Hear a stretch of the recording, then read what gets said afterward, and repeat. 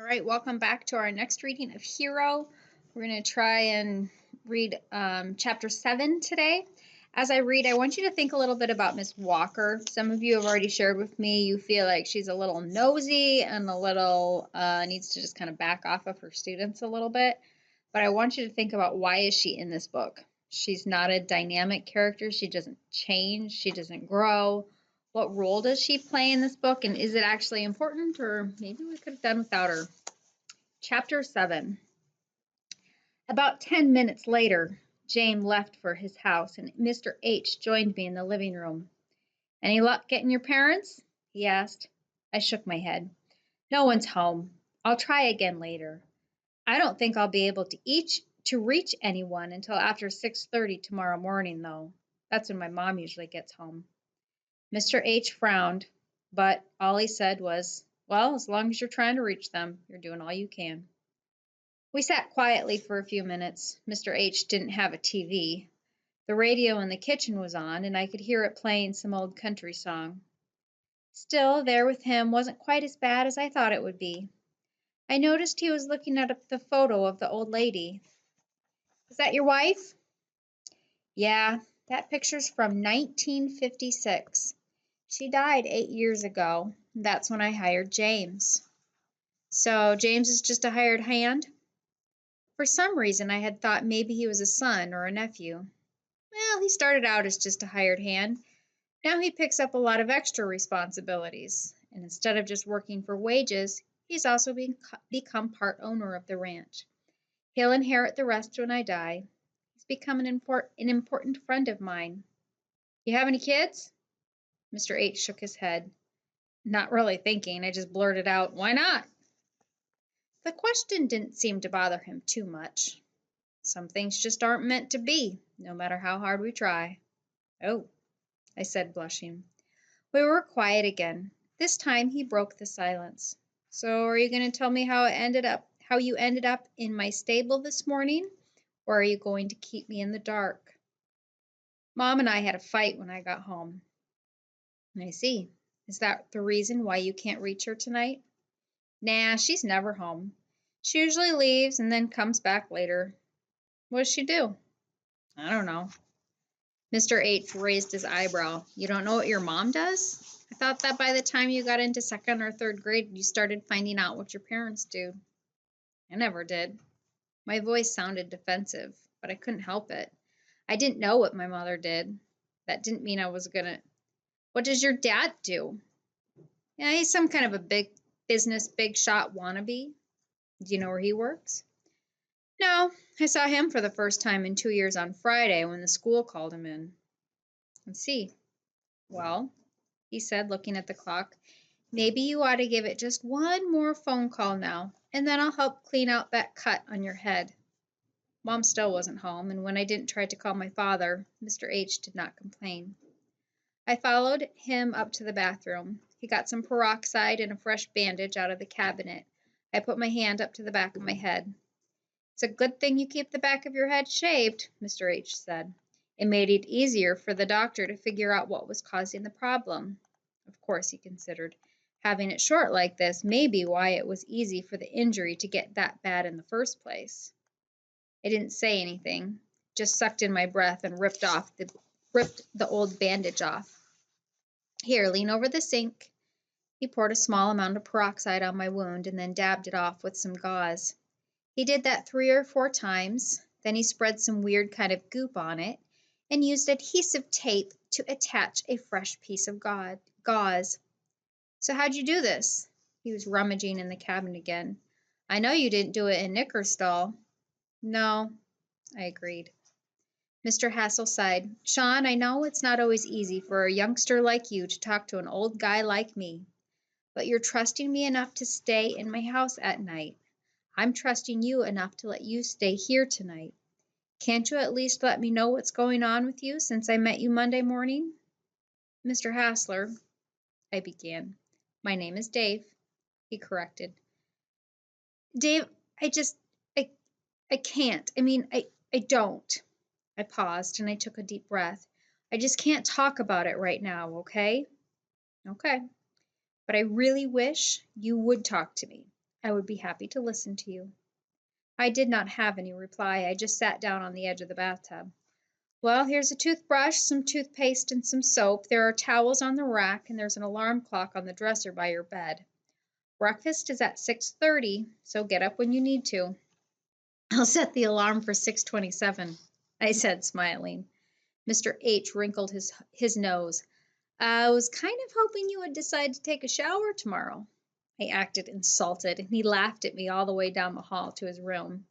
I changed into my large blue t-shirt I found in the bed in my room. As I crawled under the fluffy comforter, I tried to keep my thoughts awake, but my mind really wanted to drift off to sleep. I struggled, but the only organized thought I could come up with was that this was the safest I have ever felt. This strange house seemed to feel more like home than anything I had ever known. The stable had become my favorite place. I loved walking the rows of stalls and having the different horses stick their heads over their doors to see me. Some of them wanted to be petted, some of them could care less for my attention, but they all wanted to see who was there. Dark, warm colors filled the barn. The horses were brown or black, some were kind of reddish, and some were the color of a copper kettle. Piles of golden straw lay on the dusty gray floor, and the beams and walls of the old building looked like chocolate. Nicker was up and about and very impatient about being fed when I got to his stall the next morning at 7. I didn't really mind. It felt good to be missed. And even though I had only been gone for 10 hours, he was so excited to see me, it took him a few minutes to get focused on the bottle. I loved the soft feel of his fur and the way his little mane stuck straight up. His brown eyes were bright and soft, and they were always looking around, even when he was eating. If it was up to him, he would take the bottle in his mouth and walk around so he could see everything. I knew he recognized me, and I knew he liked seeing me. I was the only one he had ever nickered to. Every time I fed him, I spent extra time in his stall talking to him and petting him. Feeding him was the best part of my day. The only problem was leaving him. He would strain against the stall door, stretching his little neck until his nose reached over the top. Then he'd nicker at me all the way out of the barn. He sounded pathetic, like he was convinced he would never see me again. I spent the early morning hours learning how to spread the manure in the garden. It was really disgusting. Driving a truck full of poop around and then dumping it in thick layers all over. Even though it was gross, I also knew it was important for the ranch to fertilize in the fall and to get starting in the fields ready for the spring crops. Without the manure, the crops would not be as good. So even though I complained about my job, I did do the best I could. But I was really glad when Mr. H came to get me around 10:30 to give me a new job. I didn't even consider it work after he had explained it to me. Mr. H wanted me to spend the rest of the morning with Nicker. He gave me a halter for him and explained that it was really important for him to learn not to fear the halter. Teaching a horse not to feel the halter is an important part of breaking a horse, Sean. It may even be the most important part. If a horse fears the halter, he's difficult to catch and even more difficult to bridle. Why would a horse fear a halter? I asked. Well, it could be that the first time he was haltered, it was an unpleasant experience. Or it could be that the halter rubbed him wrong or actually hurt him. There are many reasons that a horse, or any animal for that matter, learns fear. But we do not want Nicker fearing the halter. Usually we don't break foals into the halter until they're almost a year old because they just follow their mama. But Nicker doesn't have a mama to follow. So we need a way to get him to go from one place to another. He gave me a soft red nylon halter and explained how it went on the horse. He told me to use it like a brush all over Nicker's body and then to practice putting it on and taking it off. Then he turned Nicker and me loose in a small paddock for the morning. Nicker wanted to play, but I wanted to be serious. It finally dawned on me that if he thought the halter was fun, then he wouldn't think it was something to fear. So we just played. I put the halter on him, and then we played a weird game that was kind of like tag. Then I'd take it off him again until he came up to get me. I'd put the halter back on and we'd play tag again. When I got tired and ran out of breath, I'd just take the halter off and rub him with it all over. He didn't mind at all. In fact, a couple of times I caught him dozing off. I knew he wasn't afraid of the halter, but I wasn't in any hurry to go tell Mr. H that I had finished the job. I'd much rather romp in a paddock with Knicker than spread manure in a field that wouldn't even respond until next spring. The side my stomach was rumbling reminded me that lunch would be served soon. No need to leave Knicker until then. I wouldn't have time to start a new job until we were done eating. Sean! I turned around with a fright. There was Miss Walker leaning against the paddock fence. Hey, Miss Walker, I said, walking over. Hey there yourself, she said, smiling. Who is this? Knicker had beat me to the fence and was nosing her, looking for a bottle. This is Knicker, I said. How old is Knicker? He was born Monday night. Wow, she said softly. I could tell he was young, but I didn't know he was that young. She smiled at me. You two look like you're having a fun time out here. And I've told him several times that's not allowed, Mr. H growled. Miss Walker turned around and laughed. Well, how are you doing, Dave? I'm fine, he said, and they hugged. I haven't seen you in quite some time. You married now, right? Yep, she said, blushing a little, and we've got 2 fine boys. Oh, that's wonderful, just wonderful. I think my chin must have hit the ground during this little exchange. You two know each other? Miss Walker laughed again, and this time Mr. H joined in. Oh, yes, we know each other all right. I spent 3 summers working out here for some extra cash when I was in high school. Oh, I said lamely. It was the only thing I could think of to say. How do you know Sean? Mr. H asked. Well, Sean has the distinction of being one of my 9th grade students. Really? What do you teach? I'm an English teacher, she said. What brings you down here? Well, several things actually. All right, what can I do for you? Dave said. I was looking for Sean in-house today, and Dr. Bushel told me I could find him here. So I thought I'd come down to see him. As long as I'm here, I might as well have a chat with you and maybe pick up some goodies. What were you looking for? Well, I need some potatoes, some pumpkins, and do you still sell cords of wood? Sure do. Can you squeeze lunch in? She nodded, glancing at her watch. I've got to be back to school in 45 minutes, so it'll have to be fast. Well, it's ready right now, Mr. H said, turning and putting an arm around her shoulder. Sean, go ahead and put him back in the stall and take off his halter before you come up for lunch. Yes, sir, I mumbled. Man, I thought Monday's lunch was awkward. Now I was going to have to eat with my English teacher? My stomach had been rumbling before, but this had made me lose my appetite. I took my time feeding Knicker once I had him back in his stall, and I made sure I put his halter on a hook just outside his stall door before I left. Then I went straight to the bathroom to wash up before presenting myself in the kitchen. When I was walking in the bathroom, I heard Mr. H talking to Miss Walker because the heating ducts went from the bathroom to the kitchen. I could hear everything, just like they were in the same room with me. I crouched down and put my ear to the vent. So I took 4 years off to start my family, and I finally started working full-time this year. Do you like it? Oh, I love it.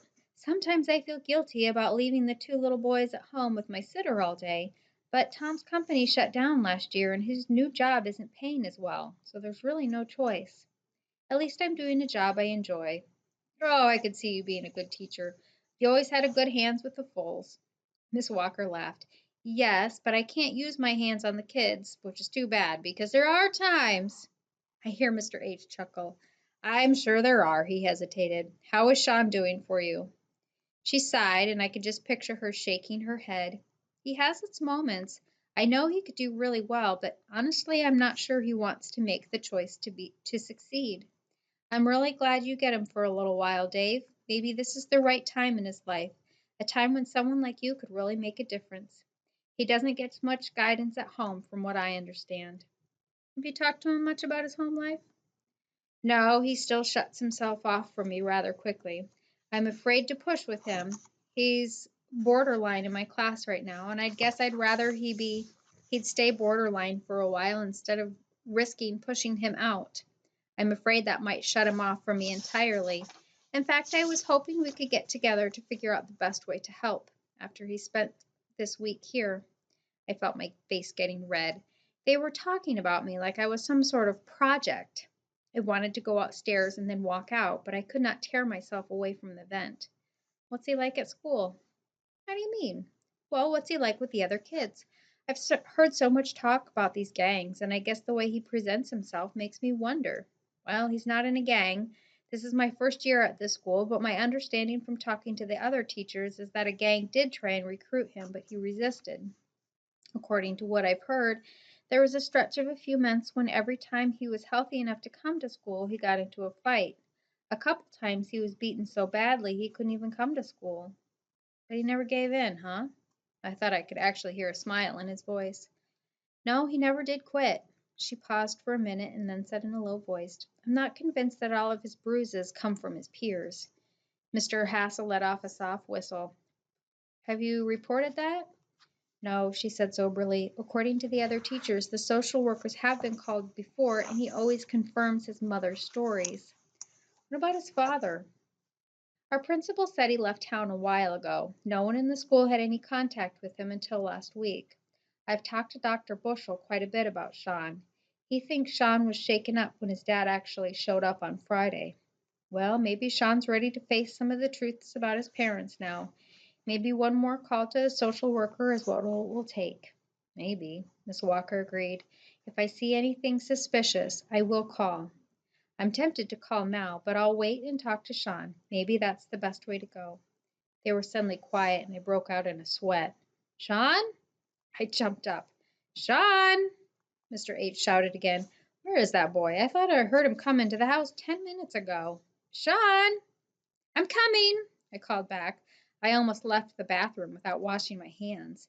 I didn't want to look at either of them when I entered the room, but I knew that would give me away. I had to act normal, even though I was fuming angry. How dare they sit and analyze me? The four of us sat down to lunch, but the conversation was mainly between Mr. H and Miss Walker. She had a lot to tell him about her life, a lot that I really didn't want to hear. It's easier to think of your teachers as just living in a classroom, to think of them as having hopes or fears or dreams that existed outside of school. That's just not natural. I concentrated on eating and hoped that they wouldn't ask me questions or anything.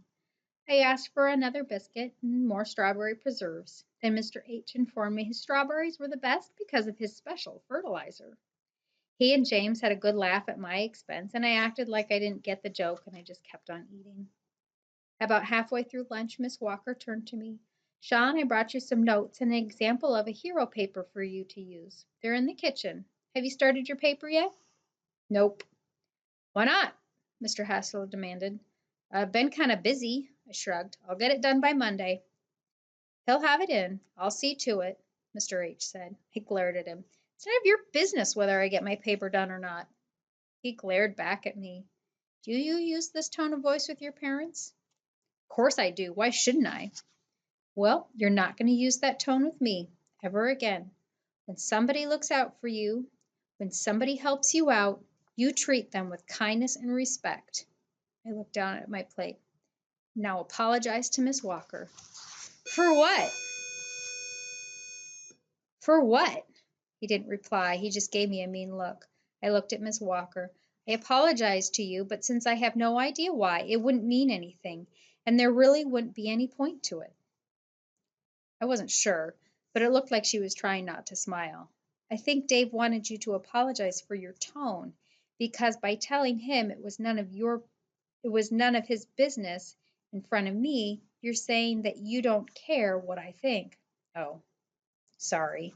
I kept my eyes on my plate. I let my knife and fork drop onto the plate with a clank and pushed it away from me. There was an uncomfortable silence for a moment, then Mr. H asked, What is this assignment? Miss Walker looked at me with something close to sympathy. They're writing a formal paper, a minimum of 2 pages in ink, single-sided, of loose-leaf paper. They're supposed to tell about their heroes, who they are, why they are heroes, what makes them important, what are their physical and mental qualities. Sounds like quite an assignment. Are you sure it can be done in 2 pages? She smiled. It's a 2 pages minimum. I would always accept a longer paper if a student went above and beyond the call of duty. She turned to me.